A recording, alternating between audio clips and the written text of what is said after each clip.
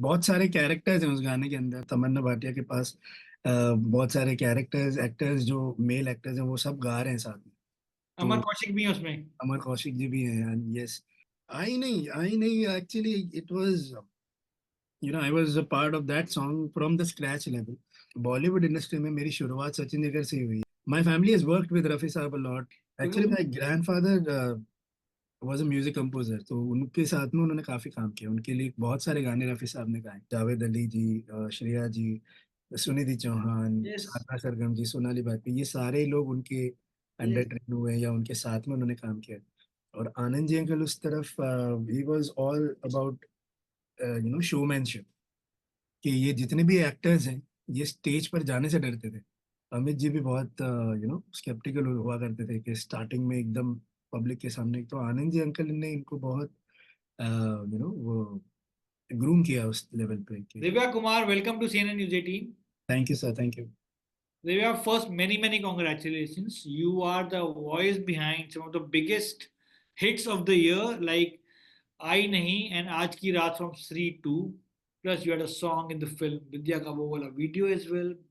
Did it come to you as a surprise seeing these songs topping the charts? All these songs were in top 10.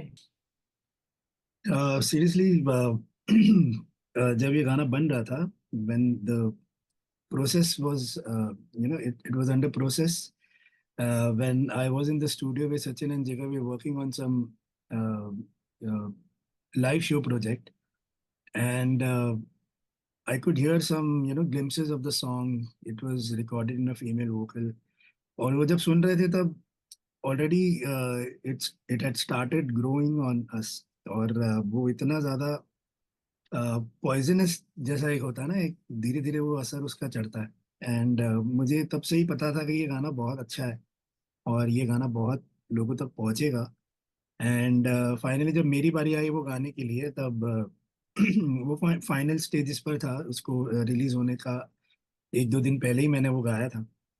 And I knew that song will reach the audiences. और जिस तरीके से गाना compose हुआ है, जिस तरीके से गाने को प्रमोट किया गया है, जिस तरीके से गाना शूट हुआ है, जस्ट सब कुछ मिलजुल कर इस गाने को आगे लेकर गया है। तो I am really happy and really blessed कि मैं इस गाने का पार्ट बन पाया हूँ थोड़ा बहुत। So then, how much time it took you to record this song? Because changes must have been made, and how many people were part of the chorus? See basically जो हुक पार्ट है उसका, जो male chorus है, वो already recorded था। And Sachin Jigar felt कि यार एक ऐसी आवाज जो कट थ्रू हो, या इस आवाज में एक और आवाज एक ऐसी जुड़नी चाहिए जो एक एक प्रोमिनेंट सुनाई दे उस गाने के अंदर। तो that's how they, I think they chose me to sing the song. And because I was in the studio, we were grooving on the song, और they just had an idea कि यार तू भी एक एक बार इसको गा दे। तो that's how I ended up singing the song। और it was just an half an hour thing because एक ही कोरस था उसका। और उसमें क्योंकि वो गाना मैं बहुत बार सुन चुका था तो मुझे पता था उसकी लाइंस क्या है, उसका फील क्या है। तो I just recorded it in half an hour, and it just it just happened। That's it। But chorus इतना सिंपल नहीं होता, if I am not wrong. क्या कभी आपने कोरस में गाना गाया है? ऑफ कोर्स मैंने गाया है, मैंने बहुत सारा कोरस गाया। मैंने बहुत सारे ऐसे गाने हैं अभी भी जो बहुत बड़े गाने जिन्होंने मैंने बैकिंग वोकल्स किया है, उन्होंने मेरा नाम नहीं दिया है for whatever reason. But मैंने बहुत सारे गानों में अभी भी सचिन जिगर के बैकिंग वोकल्स किए हैं। बिकॉज कभी कभी कुछ वॉइसेस ऐसी चाहिए होती है जो उस लेयर में काम आए। जो बहुत सारे स्टैक्स होते हैं कोरस सिंगिंग के, उसमें कुछ कुछ डिफरेंट वॉइसेस होती हैं जो आपको उस गाने को एनहेंस करती है। तो कहीं उनको ऐसा लगा होगा कि यार एक तेरी आवाज भी इसके अंदर आ जाए। तो I have sung many chorus lines for them। तो this because it was a it was a song। और बहुत सारे कैरेक्टर्स हैं उस गाने के अंदर। उस गाने को तमन्ना भाटिया के पास बहुत सारे कैरेक्टर्स, एक्टर्स जो मेल एक्टर्स हैं वो सब गा रहे हैं साथ में। अमर तो कौशिक भी है उसमें। अमर कौशिक जी भी हैं। यस। तो कहीं ना कहीं वो अलग अलग आवाजों का मिश्रण होके एक कोरस बना, और उसमें एक प्रोमिनेंट आवाज मेरी उन्होंने रखी। तो I am really glad. So then, इतनी बात हो रही है गाने की, तो please give us few lines. ओ जान की कुर्बानी, ले ले दिल भर जानी, तबाही पक्की है, आग तू मैं पानी, जान की कुर्बानी, ले ले दिल भर जानी, तबाही पक्की है, आग तू मैं पानी. That's like, I thought you'll give me I nahi. I नहीं, actually it was, I was a part of that song from the scratch level. जब पहली बार ये गाना बना था तब से मैंने गाया, और उसको काफी टाइम हो गया था, आई थिंक 6-7 मंथ्स हो गए थे मैंने वो गाना रिकॉर्ड किया था. और जैसे गाना डेवलप होता गया, then they had an idea कि एक ऐसी वॉइस भी इसके साथ में जुड़ जाए जो ज़्यादा मासी हो, ज़्यादा यूपी टच में एक ऐसा आर्टिस्ट हो जिसकी वजह से ये गाने को थोड़ा सा हेल्प मिल जाए. And that's how Pawan Singh ji इसमें ऐड हुए. और उनको रिकॉर्ड करने भी मैं ही गया था. I went to Lucknow to record him because Sachin Jigar were busy doing lot of things. तो उन एक सिंगर को रिकॉर्ड करने के लिए, एक सिंगर अगर जाता है तो ज़्यादा हेल्प हो जाती है. तो आई दे दे आस्क मी कि अगर if I could go and record that song. तो मैं गया वहाँ पर और उनके साथ में मैंने ये गाना रिकॉर्ड किया, और बहुत अच्छे से उन्होंने गाना रिकॉर्ड किया. बहुत बिकॉज उनके लिए एक वैसी अपॉर्चुनिटी थी कि बॉलीवुड का एक बहुत बड़ा गाना, बहुत बड़ी फिल्म है, उसमें एक गाना उनका आ जाए. तो ही वॉज वेरी स्वीट, और बहुत अच्छे से उन्होंने लर्न किया गाने को. बहुत मतलब उनके लिए काफ़ी हाई था, मेरे लिए भी काफ़ी हाई है ये गाना. बिकॉज पिच बहुत ऊंची है उसकी, तो वो थोड़े से स्केप्टिकल उस वजह से हो रहे थे कि यार इतना ऊंचा गाना है. बट देन ही मैंने जब समहाउ और उन्होंने गाया, बहुत अच्छे से गाया, और उनकी आवाज़ ने एक अलग इस गाने को रंग दे दिया. तो इट बिकेम लाइक एक दोनों की आवाज साथ में साइमल्टेनियसली चल रही है उस गाने के अंदर. एंड दैट्स हाउ, या दो क्वर्कीनेस जो गाने के लिए रिक्वायरमेंट थी वो उनकी आवाज आने से और ज्यादा एनहेंस हो. ओ झूठी खाई थी कसम जो निभाई नहीं, झूठी खाई थी कसम जो निभाई नहीं, काटी रात मैंने खेतों में तू आई नहीं, हो नहीं आई आई आई तू तो आई नहीं, हो लेके आया भी मैं घर से रजाई नहीं, लेके आया भी मैं घर से रजाई नहीं, नहीं आई आई आई तू तो आई नहीं, ओ काटी रात मैंने खेतों में तू आई नहीं. Oh, nice. Oh, nice, Divya. Correct to say that Divya Kumar is the most preferred singer for the composers Sachin and Jigar because a lot of your songs are composed by them. I think I've been really blessed because मेरे music Bollywood industry में मेरी शुरुआत सचिन जिगर से ही हुई है. I started working as an assistant to them. मैं उनके साथ में काफ़ी फिल्म्स मैंने एज अ म्यूजिक प्रोग्रामर की. ABCD 2, Tere Naal love Ho Gaya, the starting of the film. Just उनकी फालतू एक फिल्म रिलीज हुई थी, उसके बाद I joined as an assistant. तो 4-5 साल हमने काफ़ी साथ में वक्त बिताया, साथ में बहुत सारे बैकग्राउंड स्कोर्स किए, बहुत सारे कोरसेस गाए, बहुत सारे बैकिंग वोकल्स किए, बहुत सारी चीज़ें मैंने उनसे सीखी. और जब गाना बनता था तो मेरे सामने ही उसका जन्म होता था, जब वो कंपोज हो रहा होता है या जो भी होता, तो एक ऐसा होता है ना कि प्रोड्यूसर को सुनाने के लिए कोई एक सिंगर से गवाते, या कभी जिगर गाता था या सचिन भाई गाते थे, या कभी वो मुझे बोलते थे कि यार ये वाला गाना तेरे टेक्सचर का है तो तू एक बार ये गा दे ताकि प्रोड्यूसर को सुना सके. So that's how things started to happen कि मैं एज ए सिंगर भी उनके साथ में मुझे वो काम देने लगे. And really happy, really blessed, thankful to them कि कहीं ना कहीं मेरी आवाज़ को उन्होंने अपने बहुत सारे गानों में यूज़ किया. एंड नॉट जस्ट दैट कि मतलब बहुत सारे प्रोड्यूसर्स भी ऐसे आते थे, जिसमें से बड़ा थैंक्स है दिनेश विजन सर को, मैडॉक फिल्म्स के. उनको मेरी आवाज़ फ्रॉम जी करदा बदलापुर से उनको मेरी आवाज़ बड़ी अच्छी लगने लगी थी. एंड कहीं ना कहीं उनकी कोई भी फिल्म होती है, कोई ना कोई छोटा एक पार्ट कहीं ना कहीं मेरा एक होता ही है. तो I am really happy and really thankful to them कि वो हमेशा मुझे प्रेफर करते क्या हैं. पता अब लकी हैं उनके लिए, इन सब के लिए कि दिव्या कुमार ने गाया तो पिक्चर हिट होगी. आई आई डोंट नो, मतलब ऐसा भी होता है कि बहुत सारी फिल्में ऐसी होती हैं जब जब कोई वर्क नहीं कर पाती है, लेकिन म्यूजिकली आई बिलीव यस कि जब वो टीम साथ में जुड़ती है, वापस से कुछ मैजिक क्रिएट होता है, तो वो फिल्म के लिए एक प्लस पॉइंट ही होता है. And I am really glad कि मैं उस टीम का पार्ट रहा हूँ, और ऐसी चीज़ मेरे साथ में है कि लक फैक्टर है कि कहीं ना कहीं वो एल्बम में थोड़ा सा एक उठाव आ जाता है उस चीज़ से। So then, what was a brief that was given to you for the song Julia from the film Ae Watan Mere Watan? Because that song has a very retro vibe to it. तो brief और simple उनको अ, उस जमाने का एक जैसे रफी साहब के बहुत सारे गाने होते थे, एंड वैसा ही कुछ भाग मिल्खा भाग में भी एक गाना था, स्लो मोशन अंग्रेजा। उस बीट के ऊपर बहुत सारे ऐसे पुराने गाने बने थे उस जमाने के, उस एरा के पार्टी सॉन्ग समझ लीजिए, वैसे टाइप के होते थे। तो ब्रीफ सिंपल ही था।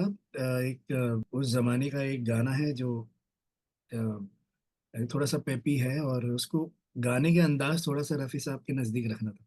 और मतलब मुझे पहले तो ऐसा लगा कि मेरी आवाज़ बहुत ज़्यादा रस्टिक है, और रफ़ी साहब को मैच करना बहुत, मतलब इट्स इट्स नॉट किसी की बस की बात नहीं होती। बहुत बड़े बड़े सिंगर्स भी उनको नहीं कॉपी कर पाते, बट हम बचपन से उनको सुनते आए हैं, बिकॉज मेरी फैमिली ने उनके साथ में बहुत काम किया है, तो कहीं ना कहीं हम गाने my family has worked with Rafi साहब अ लॉट, तो उनको उनकी गाने की अदायगी, उनकी गाने का जो तरीका था उसके बारे में हम लोग बचपन से सुनते आए हैं, बचपन से उनको वर्शिप करते आए हैं।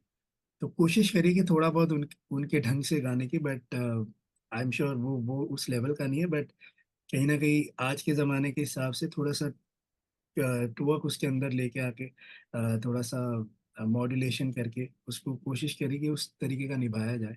एंड या it was a simple brief, उसमें ज़्यादा शशि ने कंपोज किया है, बहुत अच्छा कंपोज किया था, प्रशांत ने इसके लिरिक्स लिखे। And it was a fun song to record actually. एक एक ऐसे टाइम पे एक उस जमाने के उस दौर का एक गाना गाने का एक अलग मजा है, तो मुझे बड़ा मजा आया उस गाना रिकॉर्ड। तो देन आपने कहा आपके पेरेंट्स ने, आपके फादर ने बताया आपको मोहम्मद रफ़ी के बारे में, एक्चुअली क्योंकि my grandfather was a music composer, तो उनके साथ में उन्होंने काफी काम किया, उनके लिए बहुत सारे गाने रफी साहब ने गाए। और पापा हमेशा ये बोलते हैं, पापा बिकॉज मेरे ग्रैंडफादर के साथ में used to play, he plays dholak percussion. या तो वो हमेशा बोलते थे कि रफी साहब अगर माइक पे नहीं होते थे तो उनकी आवाज बाहर नहीं आती थी, मतलब बहुत धीमा बात करते थे, बहुत स्लो बात करते थे और बहुत ही, मतलब बोलते हैं ना, भगवान आदमी थे वो, बहुत ही सूफी आदमी थे। उनको बस अपना गाना पता था, और बहुत ही प्यारे इंसान थे। और जब वो माइक पे जाते थे ना, तब उनकी आवाज अलग थी। वो एक उनकी एक अलग पर्सनालिटी सामने बाहर आती थी। और वैसे वो बड़े ही शांत स्वभाव के, और बहुत ही कम बात करने वाले, और बहुत ही मीठा बात करने वाले इंसान। तो मेरे पापा ने भी हमेशा मुझे यही सिखाया था कि आप बात जब करते हो, मुझे भी ऐसे लोग बोलते हैं कि यार कि बहुत कम आवाज आ रही है, बहुत सारे इंटरव्यूज में ऐसा होता है कि आप थोड़ा सा ऊंचा बोले। मैं ऊंचा बोल नहीं पाता हूँ मैं, बट मैं गा पाता हूँ जब मैं माइक पे होता हूँ, तो मैं गाने के टाइम पे मेरी आवाज पूरी तरीके से, कहीं ना कहीं वो चीजें मैंने पापा ने जब मुझे बताई, तो मैंने भी कोशिश की कि ये सब जरूरी होता है एक आर्टिस्ट के लिए, कि आप ऑफ द माइक जब आप बात करते हो तो आप कैसे साउंड करते हैं, क्या कैसे लोगों से आप कम्युनिकेट करते हैं, वो भी बहुत मैटर करता है। सोनू भैया से हम लोग काफी उनकी सारी कहानियां सुनते हैं, क्योंकि सोनू भैया ने उनको क्लोजली देखा है। वो उनको अपना भगवान मानते हैं, हम सारे ही लोग, हम सारे सिंगर्स उनको अपना गुरु मानते हैं। तो अ, अच्छा लगता है जब उनके बारे में हम छोटी छोटी कहानियां सुनते हैं।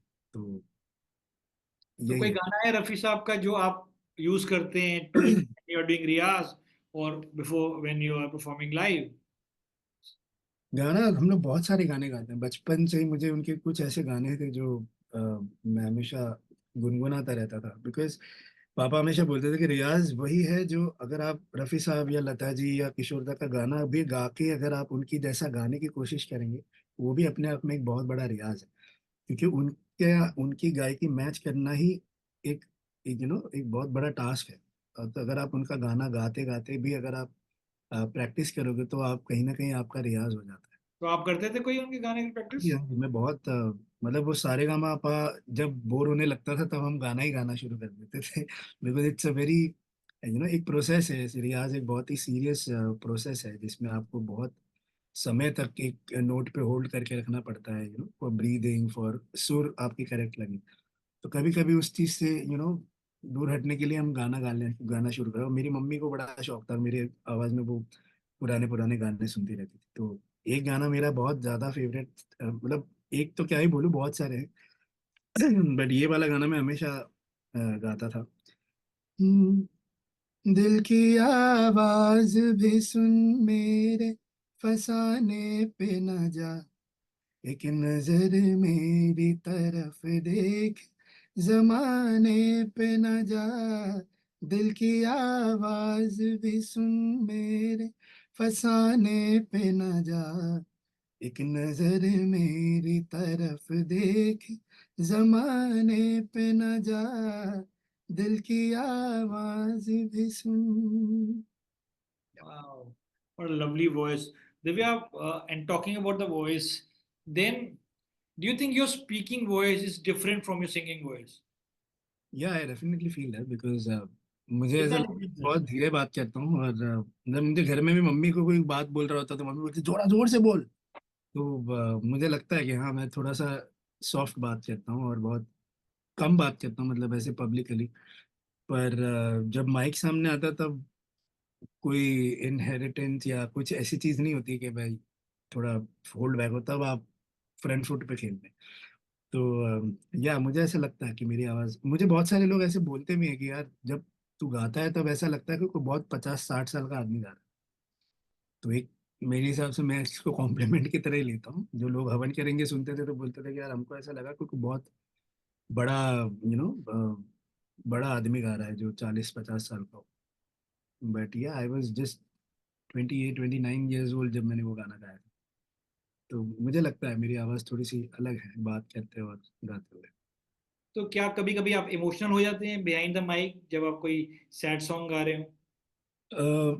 स्टेज पर हो जाता है, काफ़ी काफ़ी बार हो जाता है बिकॉज कुछ गाने इतने इमोशनली ड्रिवन होता है। आप कहीं ना कहीं हर गानों से कहीं ना कहीं आप कनेक्ट करते हैं अपनी लाइफ को लेके। एक गाना जो सचिन जिगर ने कंपोज किया है फ्रॉम फिल्म एबीसीडी, चूनर जो गाना है, वो कभी कभी गाते गाते बिकॉज माँ से बड़ा इमोशन तो कोई है ही नहीं। तो उस इमोशन में कभी कभी अरिजीत ने भी जब फर्स्ट टाइम गाया था इस स्टेज पर तो वो भी रोने लग गए थे। एंड या some songs are very emotional. जब हम छोटे थे, बच्चे जब छोटे थे, हम कल्याण जी आनंद जी के साथ में शोज करते थे उनके ट्रूप में। तो हम 97 में हम यूएस गए थे एक बहुत लंबे टूर के लिए, बच्चे से सारे। और तब हम लोग संडे से आते हैं गाना गाते थे। और कुछ एक हफ्ते 2 हफ्ते बाद में इतना घर को मिस करने लगे थे कि वो जब वो गाना आता था और हम सब बच्चे रोने लग जाते थे। तो होता है गानों के साथ में इमोशंस, हर तरीके का इमोशन आपसे जुड़ा होता है। जब आप खुश होते हो तो अब आप एकदम आप गूस बम्स उसी को बोलते हैं जब आपके साथ में वो चीज़ हुई होती है, आपने एक्सपीरियंस किया था और कोई गाना वैसा उस सिचुएशन में आ जाए तो आप एकदम से कनेक्ट कर पाते हैं। तो होते हैं इमोशनल, काफ़ी बार हो जाता है। तो जब आप कल्याण जी आनंद जी भाई के साथ when you are touring with them, तो किसका इन्वॉल्वमेंट ज्यादा होता था दोनों में से, कल्याण जी का या आनंद जी का? अब जब मैं ज्वाइन हुआ था आई थिंक तब दोनों स्प्लिट हो चुके थे because Kalyan ji uncle used to not travel, या ज़्यादा ट्रैवल नहीं कर पाते थे हेल्थ इश्यूज की वजह से। तो वो इंटरनेशनल कभी ट्रैवल नहीं करते थे। तो जब बाबला साथ होते थे? जी, Babla Babla used to travel Babla with you? Uncle भी नहीं होते थे। एक एक उनके एक्चुअली दो ग्रुप बन गए थे, जिसमें कल्याण जी अंकल का था लिटिल वंडर्स, और यस। आनंद जी अंकल ने फिर अपना एक ग्रुप शुरू किया था जिसका नाम था लिटिल स्टार्स। तो बच्चे दोनों में से शफल होते रहते थे, बट देन एक ठोस ग्रुप बना उनके उनकी कुछ इश्यूज थे उनके साथ। तो इंटरनेशनल जो पहला टूर था वो आनंद जी अंकल के साथ ही था, तो आनंद जी अंकल ही हमारे साथ थे। और मैं मिला कल्याण जी अंकल से, उनके साथ में भी मैंने काम किया तो उनसे भी मैंने बहुत सीखा। और Kalyan ji uncle was more of you know classical music और रिकॉर्डिंग की वॉइसेस वो बनाते थे। जावेद अली जी, श्रेया जी, सुनिधि चौहान, यस। साधना सरगम जी, सोनाली भाटी, ये सारे लोग उनके अंडर यस। ट्रेन हुए या उनके साथ में उन्होंने काम किया। और आनंद जी अंकल उस तरफ, he was all about showmanship, live performances, कैसे ऑडियंस को आप अपने परफॉर्मेंस में कैसे इंक्लूड करें या उनको कैसे उनको पकड़ के रखें। He was very chilled out. वो बहुत मस्ती करते थे स्टेज पे, हमारे साथ एक्ट्स करते थे। तो वो शोमैनशिप थे जो These, आज भी वो उसी तरीके से एकदम you know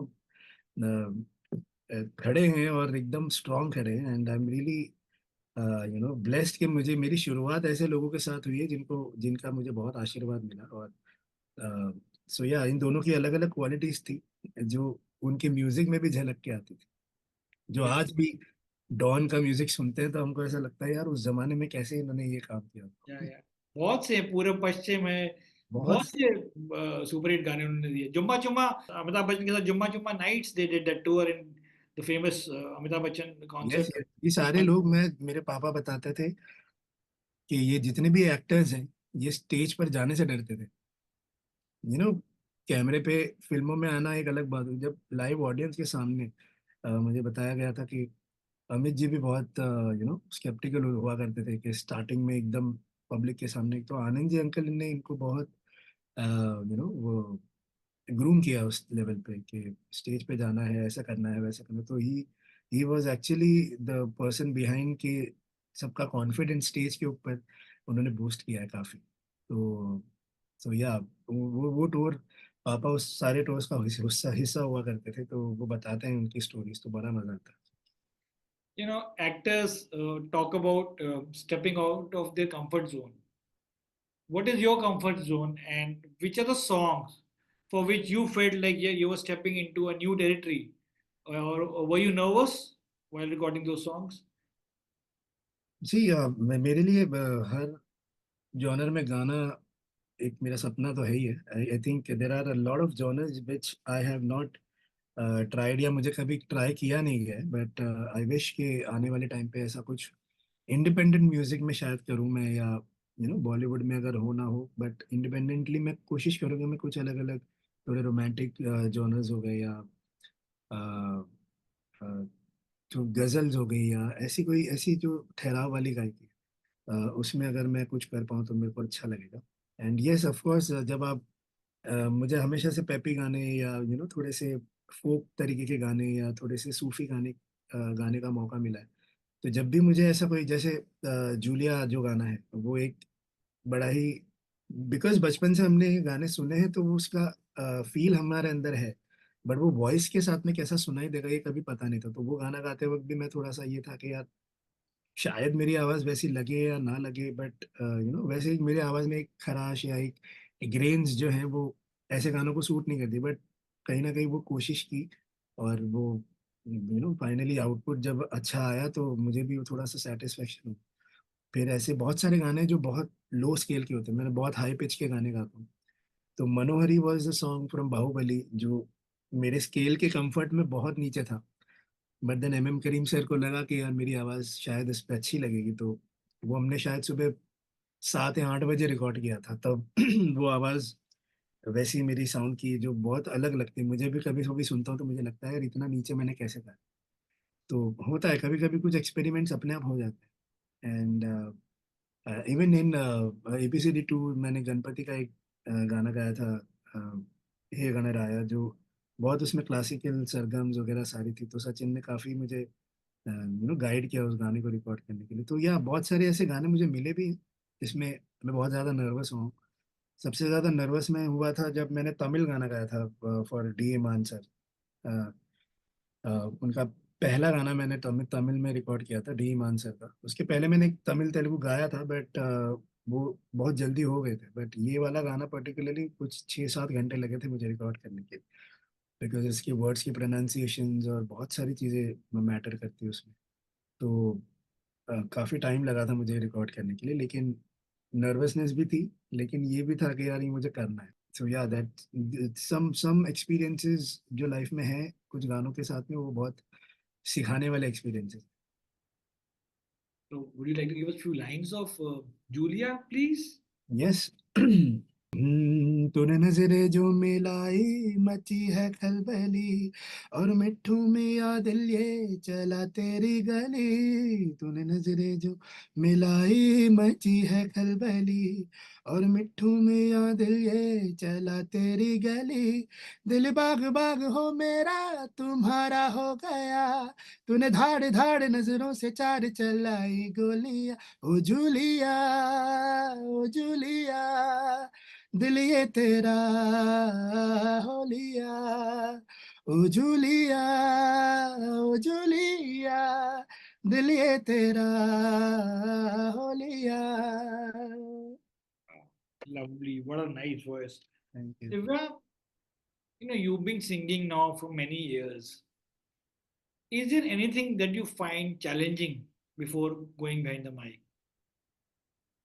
every song is a challenge in itself, because नई कंपोजिशन आती है, नए कंपोजर्स आते हैं। आजकल बहुत सारे नए कंपोजर्स भी आ रहे हैं जिनके बहुत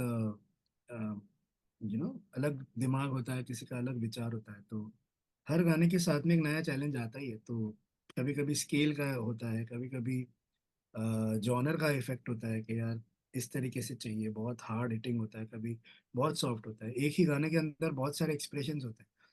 तो उन सब चीज़ों को समझने, और आज के टाइम पे लोगों के पास टाइम नहीं है ज़्यादा तो उन सारी चीज़ों को बहुत कंप्रेस्ड टाइम में अचीव कर पाना, ये बहुत बड़ा चैलेंज होता है। क्योंकि सब एक गाइडलाइन पे चले, टाइम लाइन पे चल रहे हैं सब, कि आज गाना रिकॉर्ड करना, कल रिलीज होना है, या ये करना है वो करना है। पहले के ज़माने में ऐसा होता था कि एक गाने के पीछे 1 महीने की रिहर्सल, 2 महीने की रिहर्सल्स, उसके बाद रिकॉर्डिंग, सारे लोग मिलकर करते थे, बहुत इत्मीनान से काम होता था। आज वो पेशेंस गाना रिकॉर्ड करने में नहीं है। तो I mean, whenever I go to record for Shankar sir, Shankar एहसान लॉय, तो शंकर जी हमेशा बोलते हैं कि 20 मिनट है, 20 मिनट में यू हैव टू सिंग। तो 20 मिनट में वो गाना सीखना है, उसके लिरिक्स का मतलब समझना है, उसके बाद उसका फील समझना है। तो एंड इट डिपेंड्स ऑल्सो कि शंकर सर अगर समझा रहे हैं तो वो इस तरीके से समझाते हैं कि आप उसको भूल नहीं पाते। तो होता है काफ़ी काफ़ी जगहों पर ऐसी चीज़ होती है कि यार तुरंत जाके गाना लर्न करना है, then you have to record. ऐसी चैलेंजेस होते हैं। तो क्या शंकर महादेवन गा के बताते हैं गाना? ये explain like yes, is for he you? Always records his songs. मतलब पहले वो खुद ही गाते हैं स्क्रैच, जो भी वो कंपोज करते हैं, उसके बाद में वो एक दो बार सुनने के बाद में देन ही मतलब कभी कोई लाइन अगर समझ नहीं आती तो वो गा के भी सुनाते हैं। तो वो एक अलग स्कूल है, वो एक अलग इंस्टीट्यूट है। And finally Divya, you've been singing now from within 10 years and you belong to a family of musicians. How would you like to describe the key to longevity in the music business? क्या secret है? Secret का तो पता नहीं है sir, बस मेरे मेरा सीक्रेट यही है कि मेरे पापा ने हमेशा ये बोला था कि जब भी आप कहीं पे जाओ, आपको मौका मिलता है कोई काम करने का, तो आप अपने काम से पहले प्रूव करो किसी को। उसके बाद अगर कोई पूछे कि आप किस घराने से हो, या किस फैमिली से बिलोंग करते हो, या कहाँ सीखा है, ये सारी चीज़ों के पहले आप अपना काम पहले प्रूव करो या किसी को। तो मेरा हमेशा ये कोशिश रहता है कि मैं अपने जो भी जॉब मुझे मिलता है, मैं पहले अपना को प्रूव करूँ।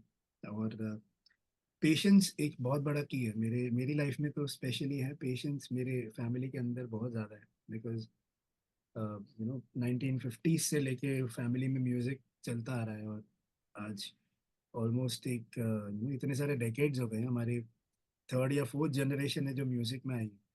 तो सबके अंदर आज जो लाइफ अब 15-15 20-20 मिनट के गाने होते थे, आज वो 1 मिनट की रील पे आ गए हैं। तो ये जर्नी जो हमने देखी है ना, ये इसमें आज भी मैं कोई भी मिलता है मुझे, तो मैं हमेशा बोलता हूँ कि पेशेंस बहुत ज़्यादा ज़रूरी है। हर बार आपको नंबर्स पे या मिलियंस पे या फॉलोअर्स पे नहीं ध्यान देना। You have to keep process आपका हमेशा चालू रहना चाहिए टू बेटर योर सेल्फ। कुछ अच्छा क्रिएट करने के लिए पेशेंस लगता है, और वो पेशेंस आपको नहीं खोना है। तो मेरे लिए की हमेशा से ये रहा कि पेशेंस रख के, and then whatever you want to do, आप कुछ नया क्रिएट करना चाह रहे हो या किसी के साथ कोलैबोरेट करना चाह रहे हो, पेशेंस के साथ में उसको अच्छे से निभाओ और उसको दुनिया के सामने पेश करो। तो जो चीज़ के ऊपर ज़्यादा टाइम लगा के अगर आप काम करेंगे तो वो ज़्यादा लंबे टाइम तक चलती। हम देख रहे हैं आपकी आवाज का जादू इतने लंबे समय से चल रही है, entertaining us. Well, thank you so much first for talking to me, thank you. and looking forward to lots more. Thank you sir. And all the best, Divya. Thank you. And jate jate, would you like to give us few lines of your favorite song? I would like to sing Ji Karda for you, Sure. if you allow. छल्ली कर दे सीना मेरा, छल्ली कर दे सीना मेरा, छल्ली कर दे सीना मेरा, दाग दे सारी गोलियां नी, अज मेरा जी करदा मर जाने, अज मेरा जी करदा मर जाने, नी मेरा जी करदा मर जाने, अज मेरा जी करदा. Thank you. Thank you. Thank you.